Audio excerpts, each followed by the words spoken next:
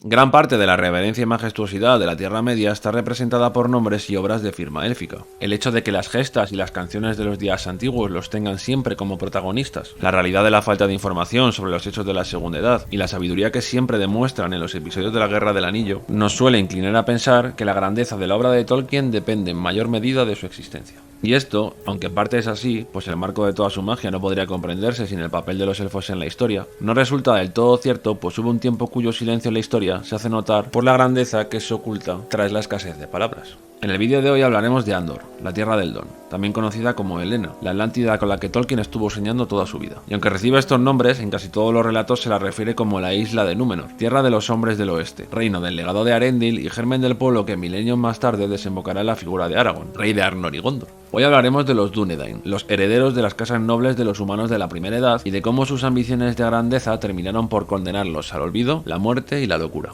Muy buenas a todos, bienvenidos, ahora sí, una vez más, a Lejos de este Mundo, a este programa dedicado a los amantes del lore, la fantasía y la literatura. Hoy queríamos regresar a nuestra saga de vídeos acerca de la historia de la Tierra Media y queríamos hacerlo viajando a la Segunda Edad, periodo que abarca los acontecimientos que sirvieron de marco a la forja de los anillos de poder y que narran la decadencia de los reinos de los hombres del oeste. Queríamos hacerlo también, puesto que la semana pasada hicimos unos vídeos analizando temas de la futura serie de los Anillos de Poder y jugamos a predecir futuros acontecimientos. Parece que gustaron, así que no queríamos perder la oportunidad de narrar esa parte de la historia de la Tierra Media, a la que se referirá la serie, pues es uno de los relatos más enigmáticos, significativos y relevantes de toda la obra de Tolkien. Ahora sí, una vez dicho esto, comenzamos.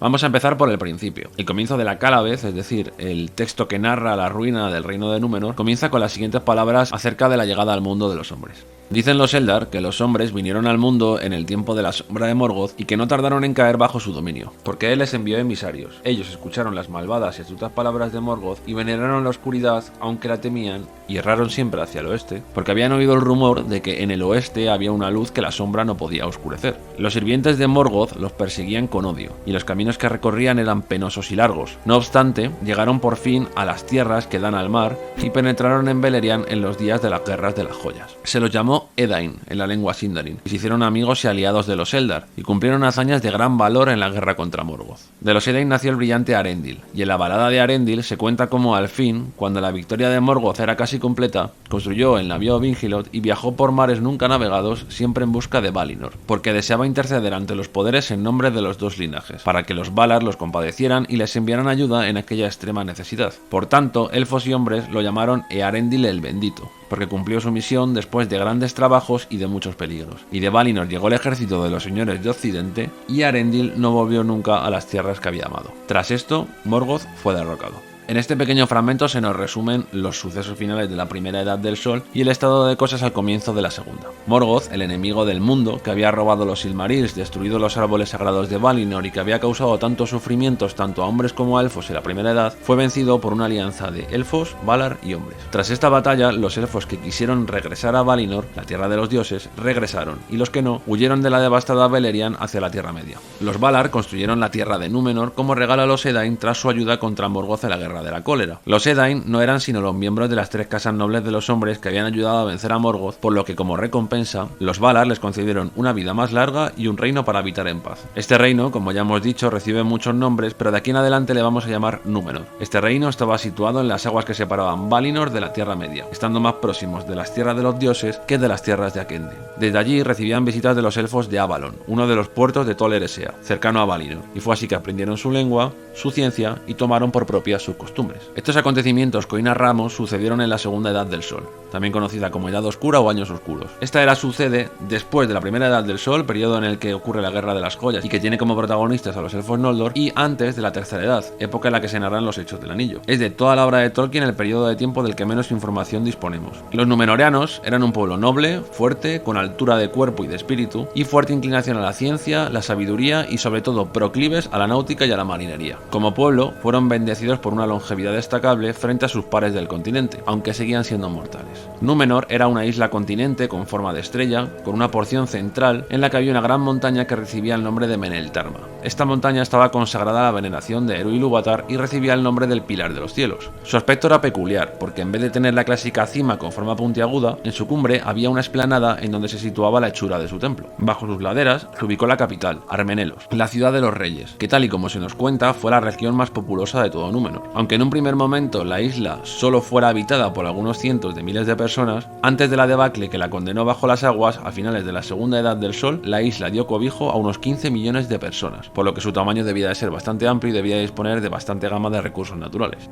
Sus ciudades principales, además de Armenelos, que alberga el Palacio de los Reyes, eran el puerto de los fieles de Andúni, hogar de la casa más importante después de la del rey y de la que formará parte Amandil, Elendil y Isildur, y el puerto de Romena, al este de Númenor. Al principio de la Segunda Edad y cuando el espíritu de la casa del rey aún no se había corrompido, el clima cambiaba de acuerdo con las necesidades y el agrado de los hombres. Lluvia en la estación oportuna y justa, sol resplandeciente y vientos suaves desde el mar. Los elfos que vinieron de Valinor entregaron a Elros un retoño de Celeborn, el árbol que vivía en Eressëa y que descendía de Telperion, el árbol de plata de Yavanna. A este árbol, imagen lejana de aquel que brilla hace mucho en Valinor, recibió el nombre de Nimloth, y de él descenderá el árbol de la casa de Gondor. La dinastía de los Dúnedain dio comienzo con Elros, hijo de Arendil y hermano de Elrond Mediolco. Puesto que ambos eran hijos de Arendil y por ellos corría la sangre tanto de elfos como de hombres, los Valar dieron a elegir a ambos el destino que quisieran para ellos. Elrond, como sabemos, escogió el linaje de los primeros nacidos y es por ello que pudo presenciar gran parte de la historia del mundo. Elros, por su parte, prefirió la mortalidad, el vigor y la voluntariedad de los hombres, y aunque escogió este linaje, le fue concedida una vida larga y próspera, pues murió una vez hubo cumplido 500 años. 24 fueron los reyes que descendieron de la casa de Elros y cuyo linaje terminó con Ar-Pharazôn, o Tar-Kalion, el Dorado. El primero y último rey fueron los líderes más ilustres, el primero por su nobleza, linaje y parentesco con los elfos, y el último por la vastedad de su poder, su codicia y por firmar la transgresión a la voluntad de los Valar con más consecuencias desde los tiempos de Morgoth. Comandó el ejército más temible, la flota más grandiosa y todos los pueblos de la Tierra Media, incluyendo Sauron, se rindieron inicialmente ante su poderío. En primer lugar, antes de mencionar la evolución de los acontecimientos de Númenor, hemos de señalar un hecho importantísimo. Los hijos de los Edain tuvieron, desde el comienzo de la Segunda Edad, terminantemente prohibido viajar al oeste y poner sus pies en Valinor. A esto se lo conoció como la prohibición de los Valar y durante mucho tiempo los hombres ni siquiera consideraron vulnerarlo. Toda la historia de Númenor estará atravesada por un tema con doble filo.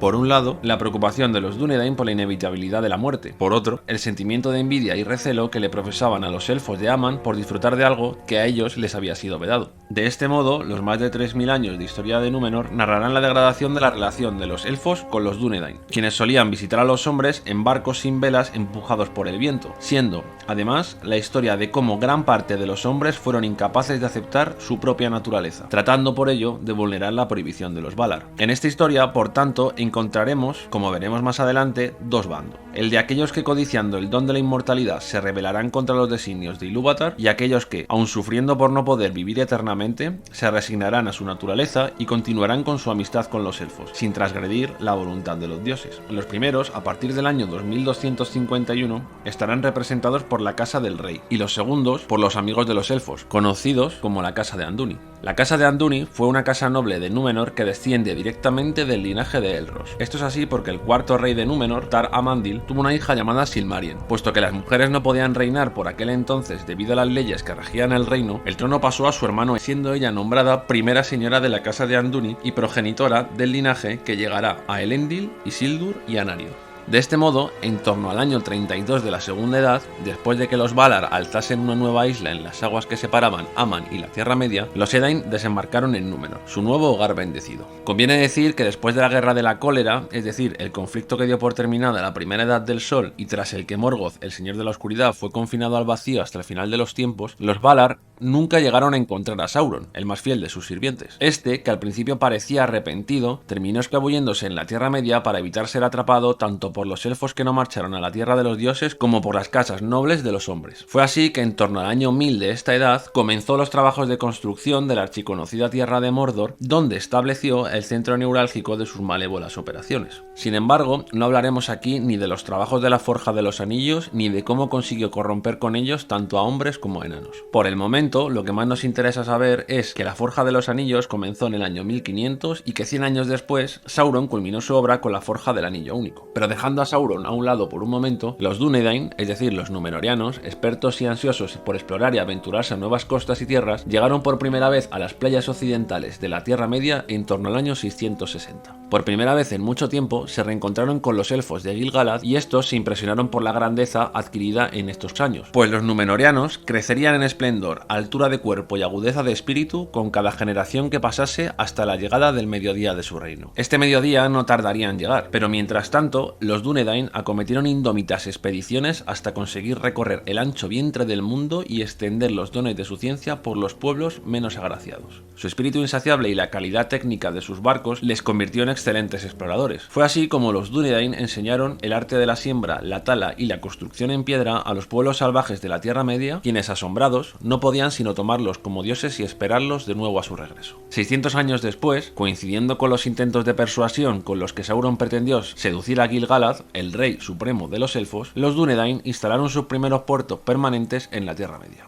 Tardaron mucho los elfos, exceptuando Gil-galad y Elrond, en descubrir las verdaderas intenciones de Sauron, quien había ideado dominar a los pueblos libres a través de los anillos de poder. Sin embargo, tras la negativa de Celebrimbor, es decir, el artífice de gran parte de los anillos, de entregarle los anillos de los elfos a Sauron, este invadió Eregion y destruyó la región, sitiando toda la Tierra Media exceptuando el reino de Gil-galad, Lindon. Este se vio en la obligación de pedir auxilio a Númenor para que expulsase a las tropas de Sauron de la zona. Hay que decir que exceptuando el ejército de los Valar y las fuerzas oscuras de Melkor en la Primera Edad, Númenor ha sido el reino más poderoso que ha hollado jamás la Tierra Media. Y aunque por aquel entonces aún no había alcanzado el auge de su poder y su grandeza, no tuvo problemas en repeler a Sauron y hacerle regresar tras las negras puertas de su fortaleza. Corría por aquel entonces el año 1700 de la Segunda Edad. Hubo un largo periodo de silencio en los anales de las cuentas de los años en los que Númenor fue adquiriendo dimensiones de imperio y comenzó a expandir su gobierno por todas las costas de la Tierra Media. Lo que al principio fue una inocente instalación de puertos orientada a la diplomacia, la navegación y la exploración, comenzó con el paso de los años a coger tintes de afán de dominación. En torno al año 2251, el rey Taratanamir inicia un cambio de ciclo en la política y en las convicciones de Númenor. Lo que al principio fue un reino agradecido con el regalo de los Valar, terminó convirtiéndose con el paso de los años en un pueblo que envidiaba a los elfos, que desplegaba una arrogancia naval y militar sin precedente, y cuya ambición por la inmortalidad no escatimaría en medios por mezquinos que estos fuesen. Fue así como los reyes de Númenor, a partir de aquel momento, comenzaron a rechazar las embajadas de los elfos, acusándolos de ser espías de los Valar, hacia quien sentían resentimiento por no concederles su inmortalidad tan anhelada. Es en ese momento en el que el pueblo se divide en dos diferentes sensibilidades. En primer lugar, aquellos que apoyaron el desvinculamiento de Númenor de los elfos y los Valar, representados por la Casa del Rey, y en segundo lugar, los que aún profesaban simpatía y aceptaban los preceptos de los Valar por amor y respeto a las bendiciones que tiempo atrás les otorgaron. Por un lado, la Casa del Rey, por otro, los amigos de los elfos, o los fieles. Estos últimos estaban representados por el linaje real antes mencionado que ostentaba el señorío de Andúni. Y aunque la Casa del Rey no transgredió por el momento la prohibición de los Valar, sí que cambió por completo su actitud ante los pueblos de la Tierra Media. Donde antes hubo tutelaje, ahora impusieron tributos. Y allí donde antaño enseñasen cómo ser autosuficientes, ahora hacían esclavos, saqueaban la tierra e imponían su cruento dominio. Fue esto así hasta el año 2899, cuando Adunacor abandonó las lenguas élficas y prohibió su uso en toda la isla. Este fue el síntoma de una mengua sin retorno en el reino de los Dúnedain. Lo que antes fue un reino de humanos nobles con espíritu audaz y penetrante, ahora se había convertido en una región temerosa de la muerte, ávara, que buscaba a través de la ciencia el modo de conservar su vida mientras honraba la dureza de la muerte.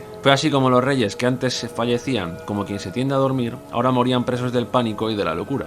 Así llegamos al periodo del último rey, Ar-Pharazôn, sobrino de Tar-Palantir, el último rey de los fieles que trató de remendar los males de sus antecesores sin remedio.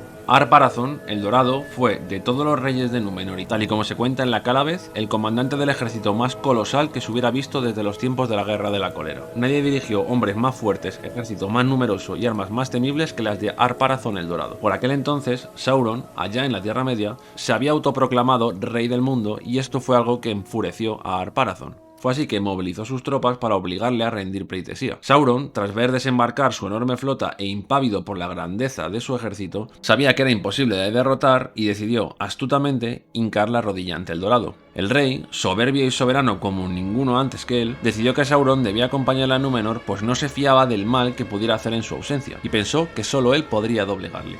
Lo que nunca previó fue todo lo contrario. Sauron tardó poco tiempo en dominar la tortuosa mente de Ar-Pharazôn, sembrando en él delirios de grandeza de los que se serviría para hundir su reino desde dentro.